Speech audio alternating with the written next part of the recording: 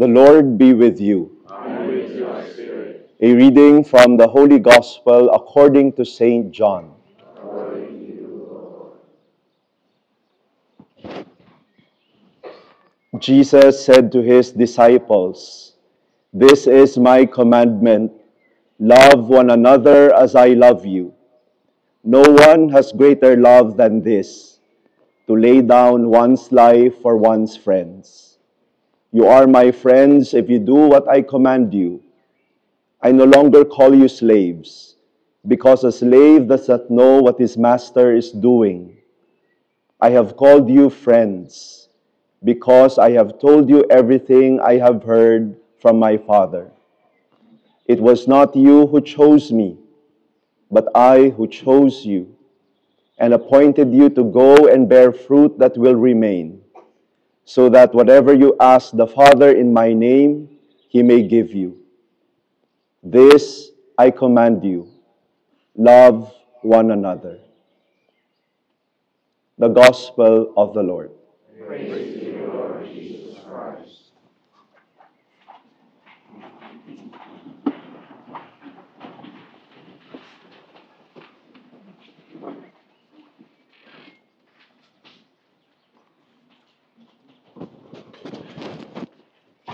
Easter time reminds us that we are mere pilgrims in this world.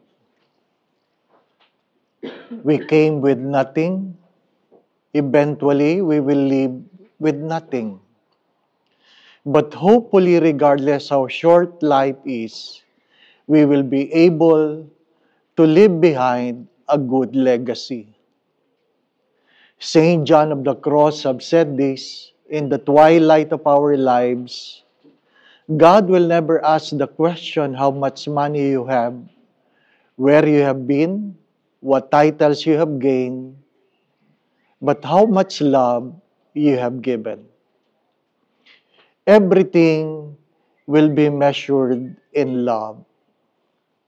Saint Ignatius of Loyola have said this in his first principle in foundations, that we were created to revere, to thank, to serve God, and by so doing, we'll be able to save our souls.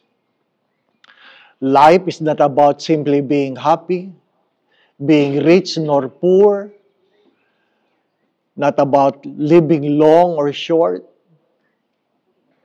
It's about not what our hands can hold, but what our hearts can keep. We have to constantly remind ourselves that life is short and death is certain. And for some, not just short, but shorter. And perhaps the blessings we receive invites us how grateful we are with the life that God has given us.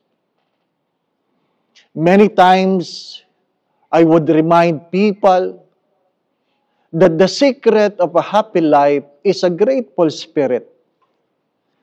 Not all happy people are grateful people, but all grateful people are happy people. It's so easy to complain with what we do not have, and we forget to thank God with what we have. My dear friends, my brothers and sisters, we are friends of God, not because we have been great, but we will be able to live a life of love. Love is not just an emotion. Love is not just a character of God. Love is not just a description of God. Love is the other name of God. That's why when we forget to love, it is God we forsake. Love is to order ourselves for the good of the other. To order ourselves not for our own benefit, but for the good of the other. How much of I receive, I have given. Because what we receive is what life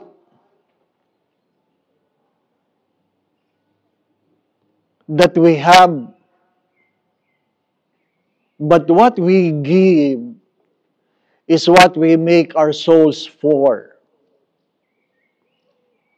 Eventually, my dear friends, my brothers and sisters, we will leave this world. When? I do not know. How? I do not know. But nobody stays in this world forever. Be grateful. Seize the moment. Many are called, but few are chosen. Here in front of you are priests who were chosen. And you in front of us who were also chosen. The other word for holiness is to be set apart. Let us allow the Lord to set us apart from the world that we are just walking in. Thank the Lord. Thank the people around you. Even those who dislike you, because they are the people who would remind you who we ought to be rather than what we ought to be. Two important questions perhaps every time we bend our knees before God is to ask ourselves, what have I become and what others have become because of me? What have I become and what others have become because of me? As Teresa of Avila would say, hopefully when God looks at you, He will see the people you love. And hopefully when He looks at people looking at you, they will see the God whom you serve. Amen. Eventually, we will leave this world. I hope not too soon. I'm not in a hurry if you want to go ahead. But my dear friends, my brothers and sisters, do not forget, we are just mere pilgrims in this world. Life is short and death is certain. Hopefully, we become who we ought to be rather than who we simply want to be. The Lord be with you. May I ask my brother priest to bless you in the name of the Father, and of the Son, and of the Holy Spirit. The Mass has been offered. We go in peace to love and serve the Lord. Salve Regina, Mater misericordiae, vita dulcedo, espes salve. A te clamamus, exules pilieve, a te suspiramus.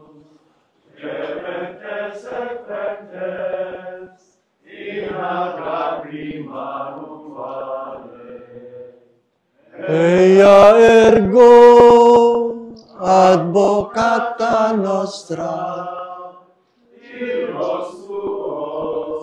misericordes oculos, a nos converte.